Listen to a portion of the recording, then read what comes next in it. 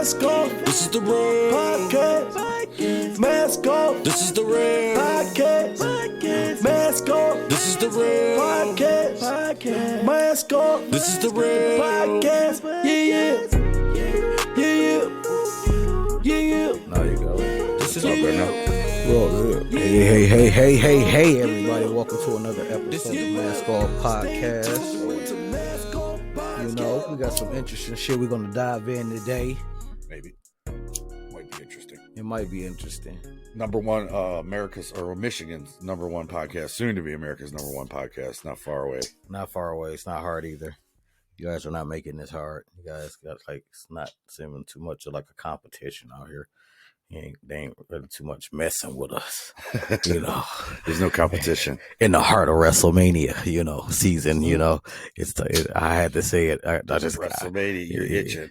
Austin, for everybody who doesn't know out there, is a huge WWE fan. Yes, I am. He is the wrestler he hates the most. I know is Roman Reigns. What? That's a cap. That is cap. That's my favorite wrestler. I think he called him a bitch one No, time. I ain't never say that. That's the tribal chief. You gotta acknowledge him. No, hell no. Yeah, man. I'm excited, man. I'm excited for WrestleMania and everything like that. But I'm more excited for this podcast today. We got a juicy one for you motherfuckers today.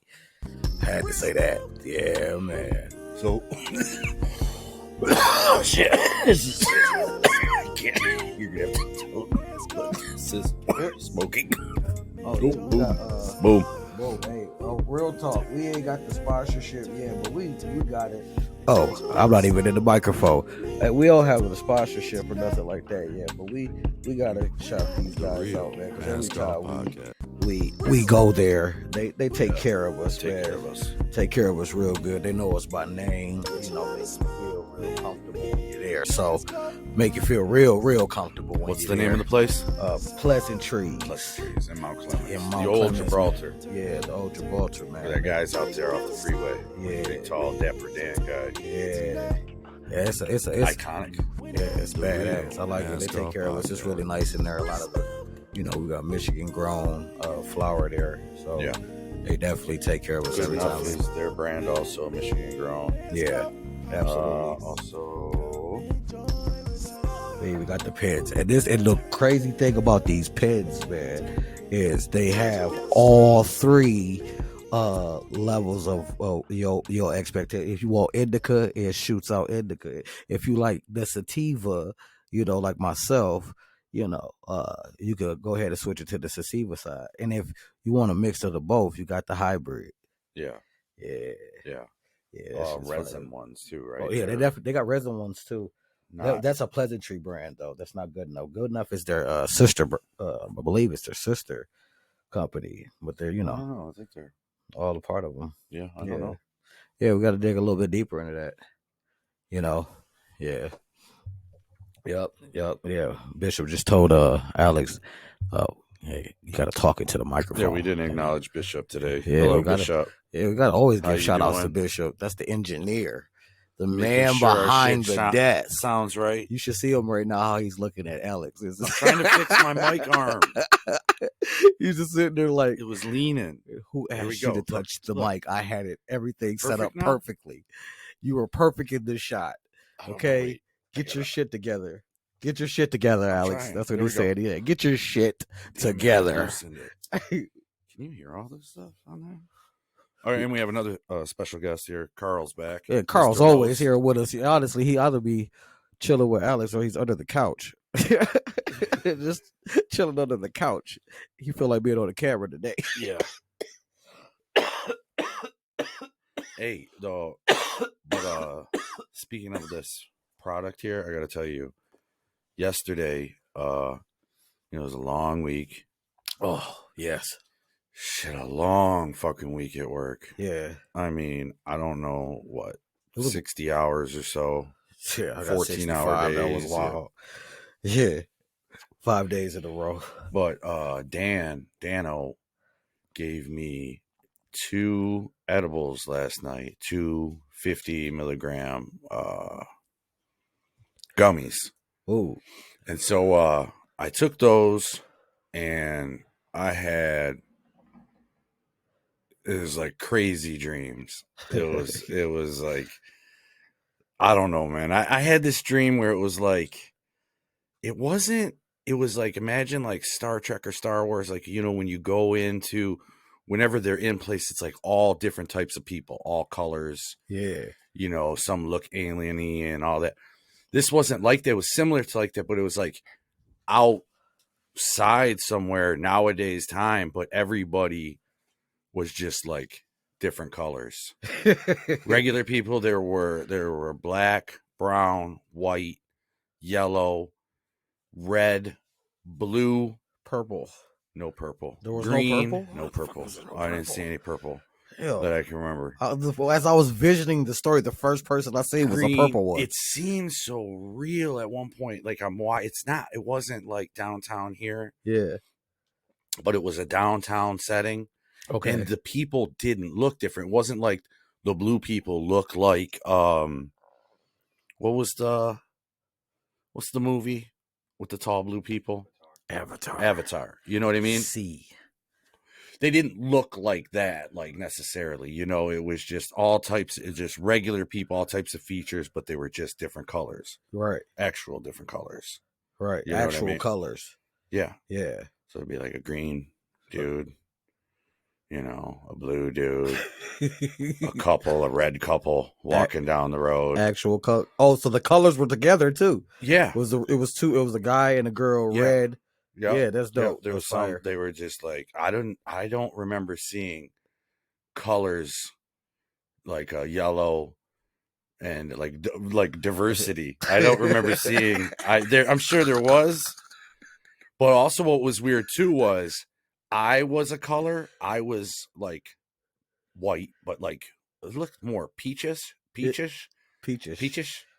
But as I was walking and like looking, my arms and hands weren't my arms and hands.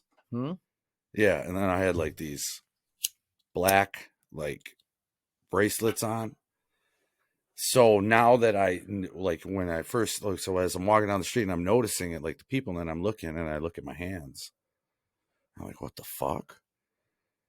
And I'm looking at my arms. I'm like, these aren't my arms and hands. I feel like it was like all small, like maybe a 10-year-old's arms and hands, like, or a girl's or something, like, you know what I mean? And so now I'm like thinking, and I start to feel panicky. Oh shit. Like, who am I? You know what I mean? So now I'm just walking down these downtown areas trying to see what am I? And there's no like reflections in the mirrors or in the glass. I'm seeing cars and stuff, but like I can't see who I am in any of the thing. Any of like trying to see like, what am I? Because I thought maybe, am I a girl? Am I a peach girl? It's like as I was walking down the street. Yeah. And it was just like fucked up. But when you when you mention that about the colored people, like two red people, for example, right? Yeah. You got two. Imagine that then, or no, it's two blue people, right? But they grow up in Bompton. Yeah. And they're bloods. Because like in my dream, the life was, everything was, it wasn't high tech. It wasn't futuristic. It was still like current day. Yeah. So how would that be? Like, you're one of the blue guys, but you're a blood, or you're a red guy and you grow up. I don't know. Where do the Crips grow up? I don't know. Crenshaw. Compton. Crenshaw. Compton and Bompton. Yeah. Bompton is Compton. I know, but it's just the blood side of the C word or the C side. I don't know. I think they grew up in Crenshaw, if I'm not mistaken. I don't know this to be fact, but I think it's like Crenshaw and Compton were the two different hoods. Yeah, I can't. Bloods and Crip. That would be fucked up for a kid. You're young. You're all blue. In a red neighborhood. You can only wear red, but you gotta hate blue. So you kind of gotta hate yourself. You gotta hate your people. Fucking hate you gotta blue. hate the blue people. Fucking hate blue. I'm blood through and through. But you're blue. No. Third generation blood. Right. Blood. That's taking it real far than just getting tatted your whole body. That's what you are. Hey, you're red, you're a blood. But like blood, right? Blood's color is red and like Crip's color is blue, but they can't say they colored it. They gotta say clue or something. Why? Because they can't say the B word. Why would they? Why would that? Why is that a thing? I don't know. Like, you know what I mean? I don't know. That's an interesting question. It's weird. That's an interesting question. Like, hey, you know, no, there's no. Why can't they say so? They have to replace all the C's with B's. Yeah, include. How do you function? That can't even be a real thing. The only gangsters that are doing that got to be like little kids. Like, you know what I mean? You can't tell me that there's a grown ass man. There's a grown ass 20-something-year-old man. Yeah. Who is a Crip and he refuses to say B words and he goes to like Burger King. Yeah. You know what I mean? Kurger. And they can't even say those two words together. They might say that BK because they can say shit like that. Can I have a Urger? A Kurger. Let me get a Kurger. And then the person behind the counter is like, okay, sir, he doesn't think that he's special or like, you know what I mean? He doesn't think like, what the fuck are you saying? Why can't you say I can't say the second letter of the alphabet. You can't say B. I can't say the second letter of the alphabet. In any occasion, we never. We don't know this to be facts. I don't know. I can replace it with a C. Yeah. Why? It doesn't even make sense. Now you sound stupid. Why would you replace it with a C? Try a D or a P, something that sounds like a B, not a C, not the k sound. You still want to go make that mouth movement of a We're gonna get assassinated. P. I'm just saying.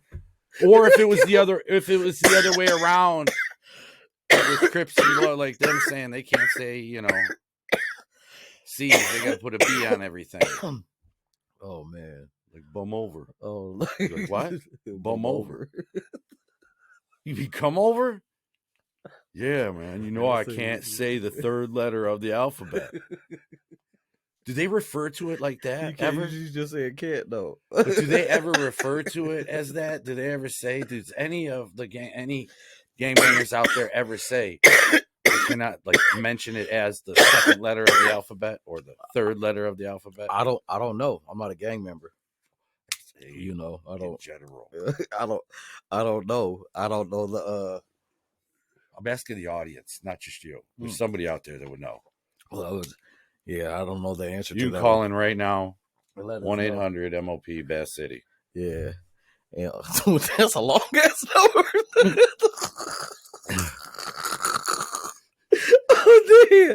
Oh dear. Oh man. Look, yo, we gotta jump in. Bishops. Huh? Uh-oh. Technical difficulties again. Unplug it and reverse it. And reverse it. Put your thing down. Flip it and reverse it. It's all fucked up. It's yours, flipping if you find wet. It's yours, it's a pit. All right, we all set. We good to go. It's not charging. Oh my god, it's all right. Fucked it up. Yeah, it's okay. Technical difficulties. Thanks, Bishop. It's all working out. We're good. Yep. Ding. I heard it click in. But yeah, today, man, we're gonna what are we doing today? We're gonna sitting here. Yeah, no, we're gonna actually jump in on this this juicy concept you had idea that you wanted to talk about, man, and get y'all's opinion on what y'all feel as though on the topic subject, you know. Yeah. Just about I was gonna ask you, you know, with you and having all your kids, you still got 4 at the house. Yeah. So they're all still pretty young. But is there versions of like, so I look at it like this. I sometimes say my 3 older kids are younger versions of me, and my 2 younger kids are like older versions of me. Do you think, or of me and the wife, you know what I mean? Do you think that you see a difference in that between your kids? Do you see, obviously you see the way maybe you act or the way the wife acts in them, right? Mm-hmm. Similarities, shit that goes on. Yeah, I see their little their characteristics, their the way that they you know hold on. The way that they are extra silly, all of them. Yeah. That's me. I'm extra silly. Yeah. You know, like sometimes some people say like, "Oh, you play too much." That's them. That's me. A younger version of me. That's every single one of them, though. Yeah. They all like my kids. They all act alike. You know, they got their differences, but they're in different stages too. You know, I'm talking about the ones that's at home. Even like all of them, because I got one that's in college. You know, but uh, the four that are at home, they all have similar, like more similar traits to me. Being around you more. Yeah, but you know what I mean? I'm just saying, was your oldest not around as much with you or around just a younger version of you? Yeah, I mean, she's mature as hell, but like, because I could say the three, I wasn't around nearly as much with the three older ones than necessarily, you know, and they're not that, I mean, like the age difference isn't that bad. I mean, they're all my kids are now adults, but I'm just saying, like, yeah, right. you know, yeah, but I'm just saying, like, I they have different good things and bad things, qualities that I see in them. Yeah, you know, from either side, you know, I guess. Yeah, I can pick apart. Yeah, I can see their individual traits that they have that of themselves, right? Their own identity. Yeah, you see that too. But like I see it depends on so just like their common like their norm. They're all just mostly silly, and that's me. You know what I mean? And like Schaefer's silly too. Don't get me wrong. You know, Schaefer is silly. We both are silly. That's why we bounce off of each other. But like they're all they're fun. You know, fun. They want to have fun. Yeah. You know. And that's all of them. Like even up to my oldest, they all want to have fun, and they're all like the two older girls are teenage girls. You know, so they're like finding themselves, I guess. I've never been a girl, so I don't know what this phase. Do you ever the kids do something and then you say, "Oh, they get that from me," and I can't stand all the time. I can't stand like that. the overplaying sometimes. That's what like I used to do that too. That's the younger me, and they all have like characteristic traits of myself. Like, but I only can really see that in like Leia and Leo, and that's my oldest. So she just has my like characteristics, which is odd too because she didn't grow up at home. She was with her mom, you know. So I do see a lot of myself in her with her not even being around, which is weird because like the different thing that even like so like my daughter's first job was my first job. Yeah. You know what I mean? At the same age, you know. But she was doing the good things, like she emulating the good things that I did because I was also doing dumb shit like at her age where she started, you know. So where they start to really pick up on it. She was a straight A student in school. Like I never got only reason why I ever got good grades, like passing grades through high school, and I'm not gonna lie, is because I played on the football team. Literally. English I never went to. Yeah. I was stupid when I was young. Like literally, I'm not gonna lie. Yeah. I was really dumb. I was like, why would I go to class for a language that I literally speak? Like, that was my thought process. I was so dumb when I was young. Yeah. I'm not going to English. I skipped, and I was in ROTC for a whole year, my freshman year of high school. You know, and like never went to my English class. I had uniform. I had I can't remember the name of the little awards that you get. I had the 2-line strips. Yeah. Like I was actively in ROTC and was not really in that class. Like, you know what I mean? Like I had a name tag. Oh, I'm a fuck. I get a name tag. Just there to play. Yeah, I was just there because I was chasing after a girl. You know, get you nowhere. Yeah, it didn't get you nowhere. But yeah, I do see a lot of my characteristics in my kids. Good. And bad. Like my sons, they got my rage that my like that that when they side get too. angry and problem solving and anything like that, you see the bad traits of you in your kids a lot. Yeah. If they act like you do, you know what I mean? Hell yeah. It'll mirror you. Yeah.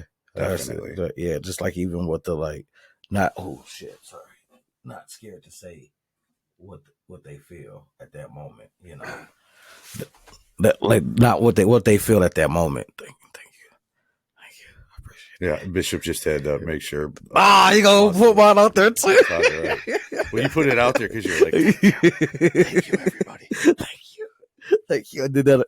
Try to tell that to Bishop on the low because I'll be excited when I'm talking, so I get them moving and to the direction that I'm talking. We need headphones with mics attached to it. Yeah, it is. That's because you put it so damn high. You put it that way. You knew I was short. There we go. Now you can see me. Yeah. See. Now I gotta say I'm in pain too. This week was heavy.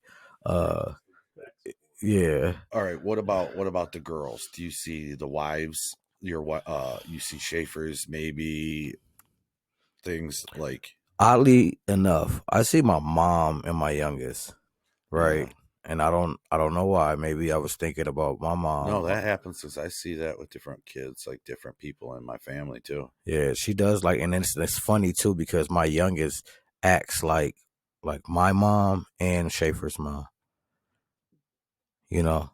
And like Maya acts like her mom completely, like down to her sass. But you see, what do you see in Maya View then? Good or bad, or like she has her certain she's also growing up in a different culture community than I did, Yeah, that's so different. All the kids, it's totally different now. Yeah, because this is a suburb, compared to where we come from. Not just that, but with technology, that alone is totally different. Than anything we did. Like the tone, like how she'll talk back. She feel like she got to get the last word because you can when you're going over your phone and texting and you know what I mean, and commenting. Yeah, that's what most arguments are. It's just somebody wants that last word on that comment. Yeah, chain or text. I grew up the way I grew up. You shut your mouth. You don't back talk your parent. You know what I'm saying? But I did that too. I got beat up once in my whole entire life. I didn't even really get beat up. I just took a L. Middle school, we was walking home from school, right? Me, my brother, and a whole group of us. We're just walking. It's 20 of us were walking, and then there's 2 dudes and a girl up ahead of us, just about 2 feet ahead of us. We're all talking, but the one tall kid, he's talking, yelling at this girl. And I'm like, the girl was cute. I'm not gonna lie at that time to me. So that's really why I did this. It was we are a knight in shining armor type shit. Right. And I say, hey bro, you ain't gotta talk to her like that. He say, mind your fucking business, is what he told me. And he kept yelling at her. And I'm like, bro, you know what I'm saying? What's up, bro? You know what I'm saying? Why you gotta be talking to her like that? He told me to mind my business before he beat my ass. I'm like, you're gonna have to beat my ass then, because I'm not gonna sit here and let you keep talking to her like that. And as I'm saying all of this, his homeboy blew my shit out, right? And then I'm walking with my brother and my best friend, right? And they grabbed me back, to hold me back. Why the fuck? I can't defend. So in that instance, the fight ended right there. So I didn't get whooped on when I lost the fight. But I took that as an L, because he's the only one that got a head off, and I wasn't even talking to dog. Dog blew my shit out, But that's what ended up happening with that situation, and So that was that. I don't even know why I brought that up. I think I brought that up. I don't know why as hell. No, you're talking about the good things. Oh yeah, or what else your daughter might have of you, in you, good or bad. Yeah. Because I look at it now that they're older, because see, like I said, yours are young and now mine are older, so now it's a different ballgame. There's always different levels to it that everybody goes through, really young babies, toddlers, then they become teenagers, which everybody talks about, that rebellious stage, That's what stage does that happen at? I don't know what the scientific shit is, I'm but talking about from your life experience. So fuck that scientific shit, because I everything would changes. say, uh, I would say they, you know, when they kind of want to distance themselves from you more is after 13, 14, you know, Yeah. they want to start probably. I think maybe that's because of school thing. Maybe you're in high school, you know, you're almost done. So you're trying to grow up, you're trying to get.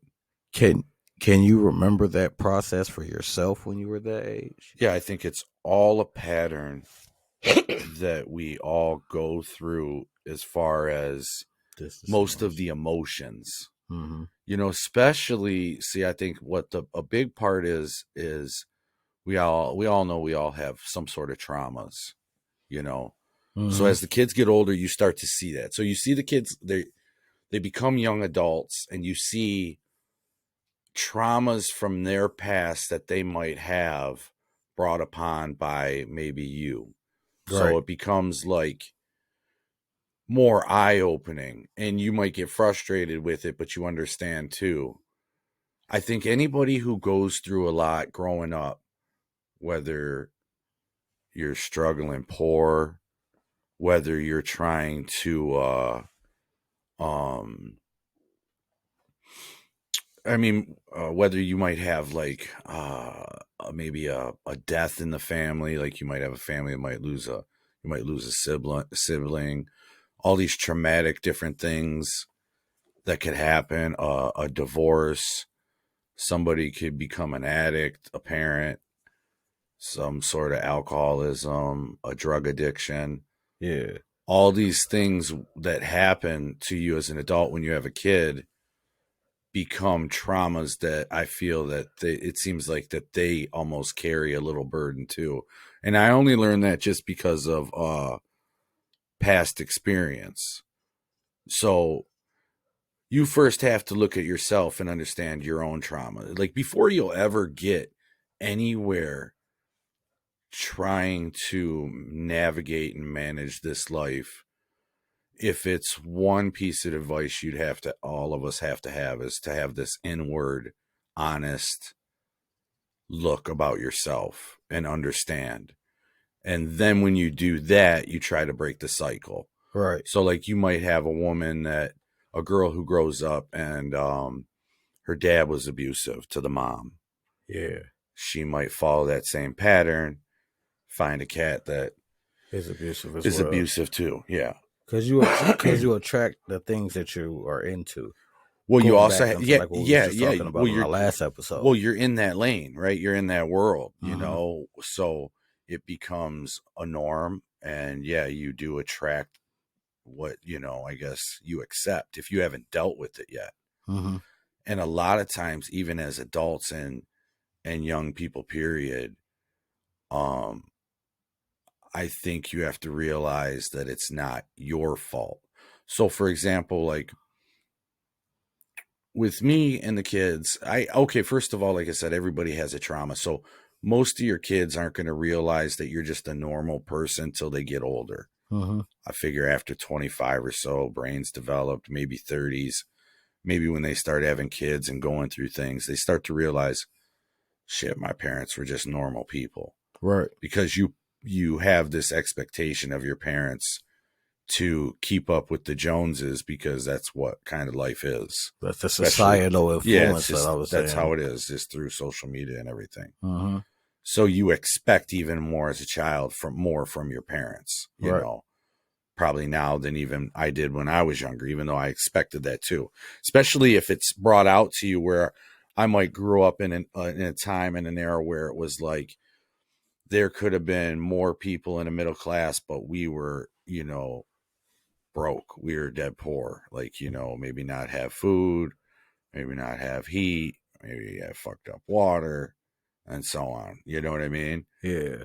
So that's where I think, you get those teenage anger years. It's that resentment type thing, But as you're the parent looking back or looking at your kid, younger versions of me, and the older three are younger versions of me, and the younger three are Yeah. I feel like, so we have these past traumas that we have to get past, all of us.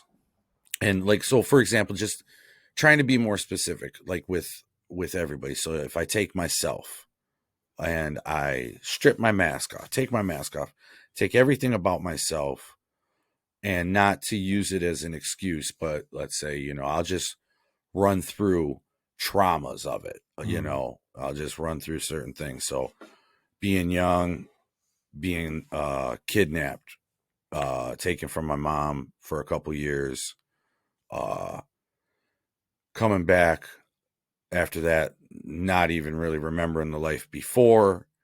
Um, then, going through the fire department in Detroit, where you see some shit, you do some time there, and you'll see some things, and you might fuck up and do some things that, you might blame yourself or have issues with, just first responder type shit. Um, Maybe not hanging out with the best crowds, or also, working so much, getting injured, getting hooked on pills, trying to um hold everything together with me and the wife and the kids, but just burning the candle at both ends, not really, you know, just letting an addiction take over, and all the struggles that go along with that. So who pays the price out of that? This also goes to, like, what the Bible says, paying for the sins of the mother and the father, where it's little things you're not realizing at those times where shit's fucked up. So it's for a couple years. It's maybe during times of the older kids where they're about to be teenage years and stuff, and in teenage years, where it's going to affect them different than what it would be for the younger kids who are maybe, 6, 8 years apart. Right. Where it's the oldest ones in high school having a fucked up child home at, compared to the youngest one who's, 6 years old or 5 years old having it fucked up. You know what I mean? It's that old thing where it's like, you don't even realize you're poor at one point until you get older, So you start to see how those things have affected them differently over time, and I wanted to sit down one day and I wanted to talk to my kids about that. One time I even tried, but whatever, shit just went differently and we didn't do it.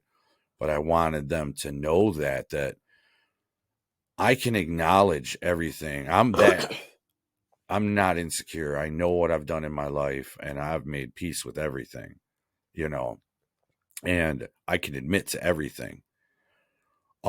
Sometimes trying to find that space when you have, 5 kids, and you want to do it once, and you want to fault. And my parents were just struggling people too, trying to get by, trying to get through everything in life without a manual too. You know what I mean? And you're just dictated by your time and what and what your perspective is, and how your perception has been shaped, and that's all and you just trying to grow and learn. You feel like when you're young and your parents know everything. They don't. They're still learning. Yeah. They don't know shit. They know more than you. Yeah. They know more than you probably about what you're going through. Yeah. So it's maybe we should listen more, but.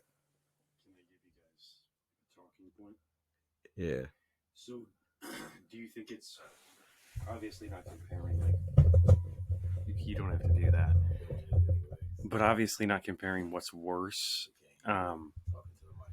Obviously not comparing what's worse, but what do you think the difference is when it comes to a child that, has parents that have always been, I guess, bad in a common sense of, like, maybe they do things that aren't right and they just see that constantly, versus having a parent that they view so good and then their parent can do something that like changes their perspective, or like, you know, they hold them on this pedestal, and then it just like their whole perspective just crumbles from because one incident, from something that happens. I guess that has to dictate on.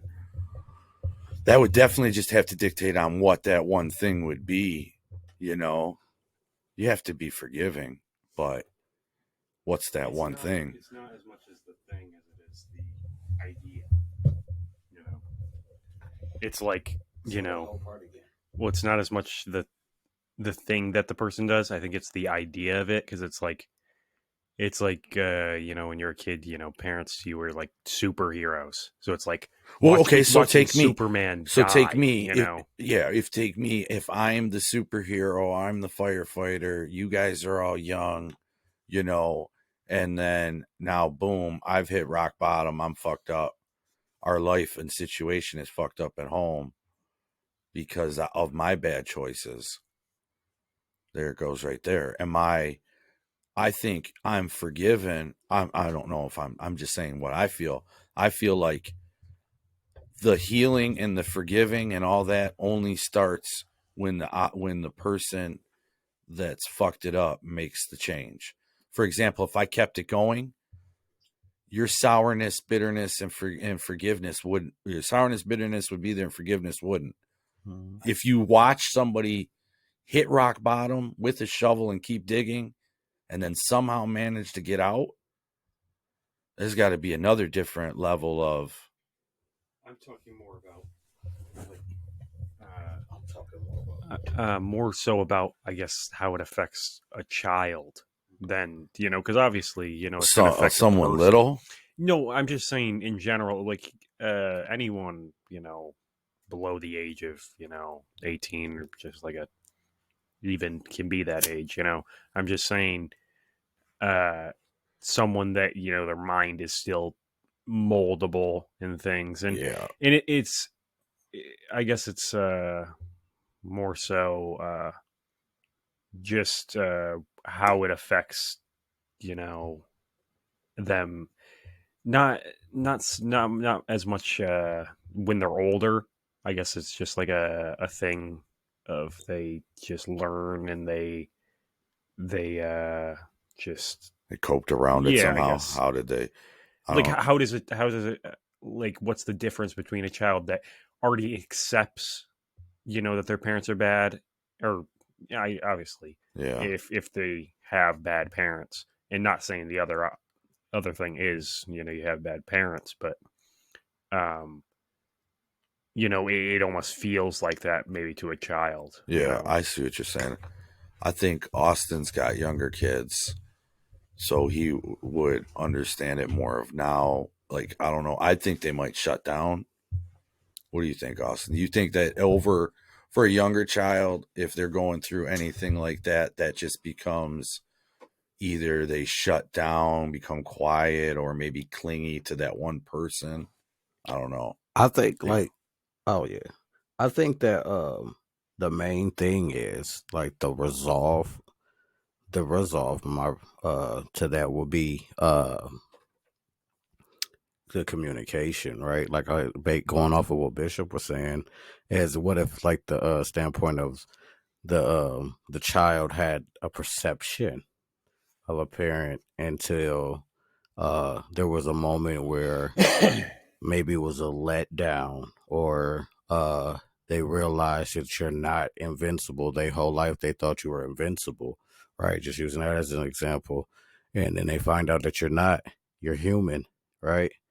Like, but I think that when the initial hurt happens, we never address it because of the respect aspect of don't you tell me I'm wrong, and not feeling comfortable enough to be able to discuss that. Dismissing them as because they're younger, they don't know what the fuck you're talking about. Yeah, I bypassed all that. I skipped through all that young part then, basically. I only started realizing until they got older. And so they hold that resentment. And that's the same thing with us. And that's what you were saying. So like, I think, and that's been my formula too. I thought this already, right? I thought, okay, a lot of my problem was I used to have a level of resentment against my parents. I didn't think they were the brightest bunch of people, right? So I would, not really show much respect in that aspect of you don't know what the hell you're talking about, right? I know more than you.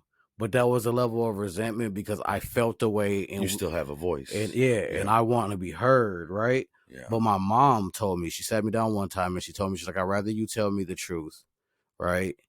And you be just completely honest with me. You don't have to lie to me.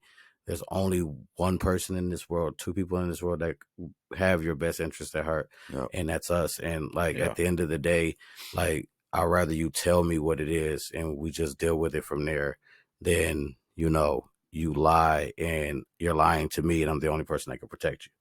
Right. So, and I just like, a lot of that I just made me feel like I had a voice so I could say something to my parents. I just didn't know what to say. I would just act out, and when I'm angry, I would say something. No, it's more so like when that incident happens that I let you down as a child. I want you to know, as my child, I want you to know you come to me and you talk to me respectfully. You don't got to come talk to me aggressively. You don't have to get all gangster with it and talk with your neck, even if I made you upset. But whatever it is that bothered you, come let me know. Right? Use your words, not your emotions. Yeah. Try to. It'll get you further. And I can understand where you went, and I can either correct you if you're wrong, or hear you, correct myself if I'm wrong, and at the same time still let you know, like, hey, you have a voice, and whatever I did, it can be fixed. And I think that's what the problem is. A lot of times people just keep shit in, and it's all about communication. Well, because you also have that from your traumatic stuff. So if you haven't dealt with, that's what I said, the beginning is dealing with your own. Because if you haven't dealt with your own, I hold no resentment, anger, or anything to my parents. Yeah. My parents did what they could. They loved me. They made me who I am today. But there's nothing that I could say, or you know what I mean, that's going to change anything that had already been done. Right. But I don't even need them to tell me I'm sorry for whatever. I don't need that. Like, you know what I mean? I think you have to, as a person, as you get older, you have to realize you don't need that. You're not owed it, and you don't need it either. Yeah. You know what I mean? But you kind of do. It depends. It's levels. I'm saying for me, I don't need it. Like, and I think it's this, and like I said, and I still think that even you do. You still need the apology, the acknowledgement of it, because that shit. That's what way far down. Maybe. Yeah, like seriously, I think you like that you buried it to the point where you're like, fuck it. It is what it is, and now you make an excuse for but like, but I don't need it. Like, so my biological, like, I don't need you to say nothing. I don't need anything from you. But you do.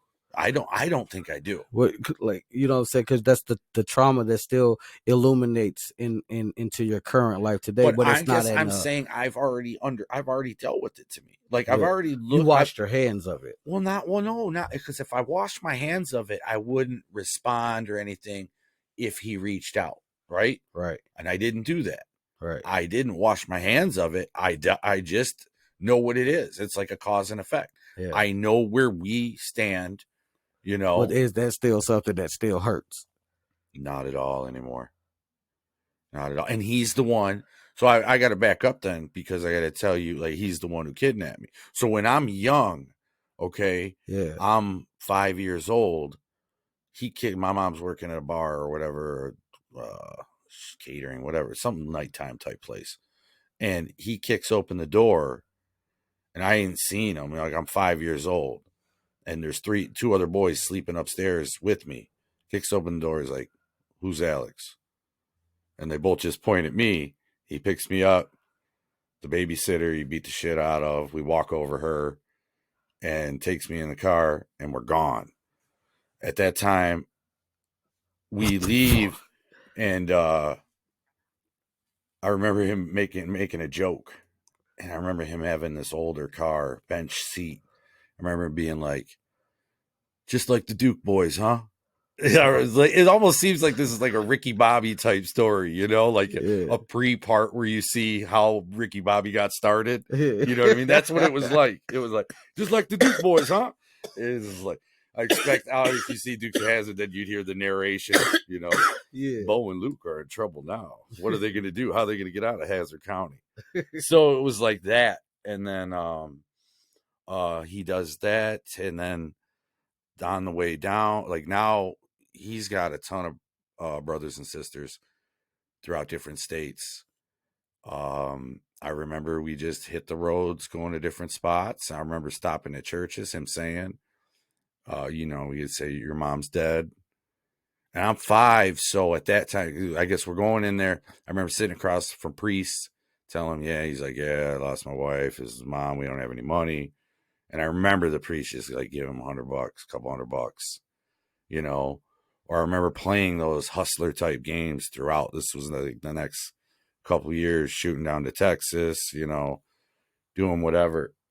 And then the feds were looking for me and found me in Maryland. I think one of his brothers, he changed my name and enrolled me into a school. At this point, I'm like 7 years old. Yeah. But all that that had gone on and that had happened, I had reached out later, you know, now I'm in my 20s, just to see if maybe I had any brothers or sisters out there or anything, you know, didn't. Talked to him, had another little incident, and still to this day, I get like, because there's a lot of other shit obviously that happened during those 2 years, but do I get and understand it? No, I wouldn't do that, but you know, and I don't think my mom deserved any of that, you know. I'm not the type to, I'm nearly 50 years old. I'm not the type to say, oh, you motherfuckers, because my life is ruined. It's not. Yeah, because you know what I mean? You're not still like, yeah, not working on your life. That's what I'm saying. So like, what would I even care? Yeah, it was fucked up what you did. Yeah. You know, I don't know, maybe that's deep seated in me of shit that I've been through like that. But I don't hold anything, you know, like, yeah. Yeah. And see, that's what I mean. Like, that's what I was saying. Even it's all just a stranger in perspective, because like what happens when it's the dad that is the dad that's the only dad that you know, and that's dad at home. But I got that mom, like, you know, I had a step, like that's the part of the thing that what fucks me up is, so now I come back and now I have a stepdad. Yeah. You know what I mean? Yeah. And when I was with my biological, it was free reign. Like, I'm telling you, you can write a movie about the shit. Yeah. Taking a kid through, you know, I gained, like, I was 60 pounds at 7. I was fat. I was wearing the husky jeans. You know, you see me. I mean, nobody could even recognize. My mom lost weight and I got fat. So when the feds got me at the school, they pulled me right out of school. They're like, "Are you Alex Foote?" And I'm like, "No, I'm blah blah blah. This is my name now." Like, you know, I'm already hip to the game. Like if anybody asks you, you know, this is your name. Yeah. You know, and they're like, "No, are you sure?" And, you know, and I think they had a picture, and they're like, "Well, this motherfucker's way chubbier, bro. This kid's way fatter." Yeah. But I was like, "Yeah." I was like, "My mom's dead," and they're like, "No, she's alive." And then they take me, and then when I see her, she's skinny as fuck, and I'm fat as, you know, I'm a chubby little kid. They're like, "No, nigga, you." Oh, sorry. No, you. That's not you. You know, so.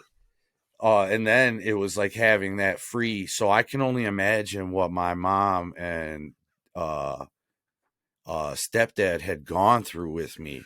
I was a crazy hellion. Like, I was kicked out of class every day. Like, my stepdad would pick me up from class, 2nd or 3rd grade, and I'd be out in the hall every single day. Every single day. Like, I was like wild. See, and that's funny too, because like I kind of grew up in like a different situation. Like, I'm born in Detroit. My mom's Canadian, so like she wasn't denouncing her nationality. her citizenship. So when she had to go back to Canada before she could come back and do her 7-year trial thing, you know. So she had to go back to Canada for a little while, and that's what we did. We went back over there. We went over there to Canada. I started school in Canada, right? Yeah. And then like I'm in elementary school, and I'm like I'm getting ready to go to middle school, and we come back to the States. Right. Wait, how old are you then in Canada before you leave? When I left, I was 6. You left when you were 6? I was, yeah. No, I was 8. Kyle was 6. 8? Yeah. No. I was 6. I said that right. Because I started school here, but I like went through like elementary school. Like I did kindergarten and, you know, here in Detroit. I did kindergarten. And then when I was going to first, I went first through 5th grade in Canada. You know okay. What I'm saying? So you started here, went there, came here. Yeah. So you came back at what grade? I came back here. I ended the 5th grade and then came back here. So 6th grade, you started back here. Yeah. That's crazy. Canadian history. You know nothing about U.S. history at all.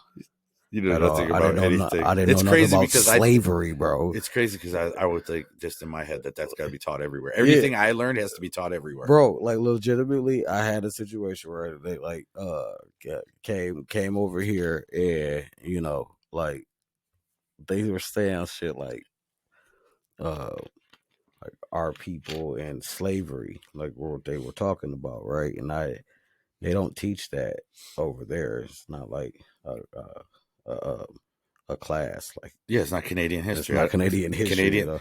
I don't know if Canada had slaves, but I'm just saying I don't think so. I don't think so because I didn't know nothing about it. At least I wasn't in the grade level that they were teaching. Yeah, they weren't teaching it probably at that point. Or maybe their Canadian version was like, hey, during the slave time, we just let the slaves come up here. Yeah, that's what I think. Yeah, they had railroads and secret passageways. That's their history of it. Yeah, how good that their history is actually good. Yeah, you know what I mean. We helped save. We helped save people during that time, and they held to the Quaid and shit. So I feel like most people when they're like 4 or 5 don't have like a lot of recollection of what happens. Do you feel like when you have stuff like whether it's traumatizing or just big things that happen, like you know you you say it okay so when you're like 4 or 5 and you have something that happens it's got to be trauma, like any trauma, big things, you know, moving, like you moved back and forth, you know, had to be, you know,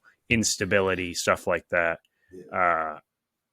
Do you feel like that makes it so like as a kid you remember things like sooner? Because most people probably when they're 4 or 5, you know, they don't really remember anything. Yeah, but if he's coming back here at like 5th grade, he's got, to him that's the end of his world at that time. It's got to be, right?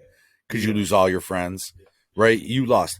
So you went to Canada, you come back, just you what, 5th grade, you're about to leave. You were just there for 5 years, just made all those friends. Yeah. You know what I mean? Yeah. And now I was there for 6 years. Okay, 6 years. But I'm just saying, the school wise, like you're going through all that, you're going through just like everybody else. You're making all them acquaintances, and then boom, hey, we're moving to Detroit. Yeah. Yeah. Yeah. Yep. And they come over here and it was like a huge like change because like over there our doors were open, you know. We had like me and my brother, I'm telling you, we walked by ourselves, young as hell, like 10, he's 8, walking all across town. I'm talking all over Canada by ourselves all day. My best friend stayed across town. He stayed in a whole another city. I think it's like North Point or something like that. He stayed on the other side of our school. We all went to Prince Edward. Yeah. Right? But he stayed where his house had a pool and stuff like that neighborhood. It's like a suburb. Yeah. Up in Forest Glade. Like so area. Now you come here. Are you pissed? How's the transition? So you come here. You're that young. Do you even remember it? Like I don't remember like how Detroit was before we left. How it was. But no, I'm saying when you come back. When I come back, 6th grade, how do you remember it? To you? Like I'm in the hood. I'm in the hood, so like. But are you pissed by leaving all your friends and shit? Hell yeah. I didn't want to go, but we kind of knew it because that's one thing. Like it wasn't like it wasn't like the fact like we lived decent in Canada, you know. Our family is heavy in the church over there. The Curseys is like the third largest family of African descent in Canada. Like that we're known over there. It's like our church, we have 3 churches over there through our family. Yeah, so like we didn't live bad over there, but when we came over here, it was more like we understood what was going on because it was like a family thing too. Our family was heavily heavily involved with, you know, our life too, like the transitioning from here to go back over there and stuff like that. You know, that's a transition. We can't just go up and uproot and leave over there. And I even come to find out, like I was young when that went on. Like we got an older sister too. Me and my brother got an older sister. Like she knew more of what was going on at that time too. So like, you know, there was more to the story. It was like supposed to be just us that went over there, not my dad. But my dad wasn't like leaving his kids ever. So just moving. Then by that point, now you're going to be going to middle school and high school here. Mm-hmm. That just shapes you different then. Yeah, and it's a totally different environment. Like it's way more aggressive over here. I remember me and my brother like doing Power Ranger moves in the in the front room. I said front room, in the front yard. You know, showing that we knew how to fight. Just because everything else around us was so aggressive. Like, hey, look, we know how to fight, but we was doing like seat hayas and shit like that because we're so young. You know, trying to show out to the hood. Yeah. So just in case somebody's walking by, they're like, "Don't fuck with those guys." That's what they thought, though. That's real. Like a new guy moving into the neighborhood and cleaning his guns out on the porch. Yeah, you do that old trick. Like a new guy moves to the city, like a new part of the city or something, going and we'll move from the west side to the east side. People don't know you, or vice versa. It's like, shit, I'm gonna clean all my guns out on my porch to let them know. Let them know what this house is about. You come in here. Or maybe fire them off a couple times, just let everybody know. Out there to all the other kids, like, hiya. You want to go do karate in the garage? Hey, but the kids in the neighborhood were like into it though. Like they watched the same shit that we watched. They were like, yeah, we want to do that too. How do you know how to do that? Because we're jumping off of trees. We also watch wrestling, so we're coming off the trees with it, doing Power Ranger moves. It looked like some live action movie shit, but it was like very like C-rated, like not even B-rated, C-rated. What would you say would be the moment then prior to that, prior to having kids, that definitely was traumatic to you, that you kept those bad habits and bad things with you as an adult? As an adult, like my dad's had stopped. Like we used to watch wrestling as a family. My dad watched wrestling too. So like we used to wrestle, and then like I hit my dad. I guess I hit my dad too hard, and he told me he wasn't gonna play with me no more. And he really didn't play with me no more. That shit hurt my fucking feelings. Like that. You remember that too to this day. Like, you know, me and my dad. Like when I got out of prison, me and my dad had like a put it all on the table talk. And you told him that you said, Dad, you weren't gonna play with me and anymore. You really didn't play with me. Damn. Like that's one thing about my dad. My dad say something, he gonna stand on that. Like on God. Like my dad told me, like, you go to prison, I ain't coming to fuck with you. I did 5 years. He did not come. He came to the one thing he did do, he did come to the county jail like when I got sentenced, and like, you know, told me like, yo, be strong and shit. You know, you go to the penitentiary and shit. But he ain't never like. Can I be honest with you? Yeah. You telling me that, even anything I just told you? Yeah. I still think if my dad told me I ain't gonna play with you no more, that might be more hurtful. That shit hurt, and then he stuck to it. Yeah, and he stuck to it. Fucked up as if a couple times he almost forgot. Yeah. Like, hey, Dad, you want to shoot around? He's like, yeah. Oh, wait. Yeah. No, man. I ain't playing with you no more. I forgot. Yeah. Like, Dad, that's fucking 2 years ago. Like, he stuck to it. Because that's like, fucked up. No, he just ain't never wrestled. Like, he still like, okay. He still like wrestled. Like, he used to wrestle with us. Like, you know, like, he used to like body slam us and shit. Y'all no more. He like, I ain't playing with you no more. He said me in particular. He was still wrestle. Oh, that's even worse. He still wrestle with Kyle. Like, Austin, you grounded. Kyle, let's go play. Let's go play. Sit your ass right there. Like, fuck you. Can't wait. You know, but I remember why I told the story about when the guy blew my shit out, right? That shit, I felt like I got beat up, so I got put in boxing, right? I didn't get put in boxing, but I got into boxing. One of my best friends, running the Iceman Paris, at the time, like that was one of my dudes that I like got close with when I came over here. You know, but he boxed and like got me in the box, and I started boxing at Adam Bustle. You know, so like because I felt like I got beat up right there. You know, that's all I was telling that story, but.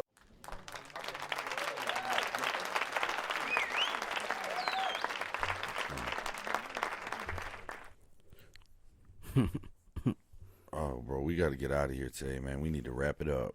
Yeah, hey, bro, real quick before we get up out of here, we definitely got to link our brand real quick. The Legacy brand, the movement behind the message. Oh, we got something for everybody, bro. We got father of, mother of. We even got stuff for the kids. All representing family, pride, and realness. Hey, tap in with the merch, rep your legacy, and show the world what you stand for. Visit us at our link at thelegacybrand.myshopify.com or hit our link in the bio. Hey, check this out. If you felt this episode, run that thing back. Yes, sir. Leave a 5-star review and share it with somebody who needs it. At Michigan's #1 podcast, The Real Mask Off Podcast. Hey, and follow us on everything. Go on our link tree. You can hit up Instagram, Spotify, X, TikTok, YouTube, anything. Hell yeah, we on all of them boys. All hey, the platforms. on every single one of them.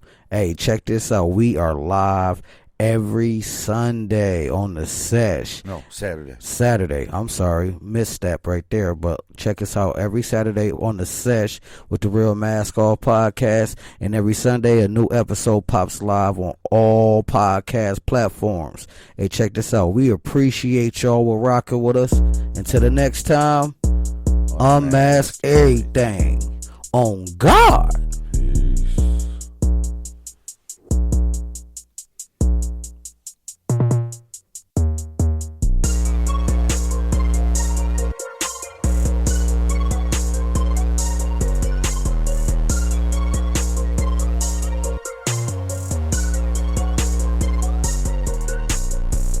What up, though, y'all? It's your boy Austin. And I'm Alex. You're tuned into The Real Mask Off Podcast, where real talk lives. We built this brand from our story.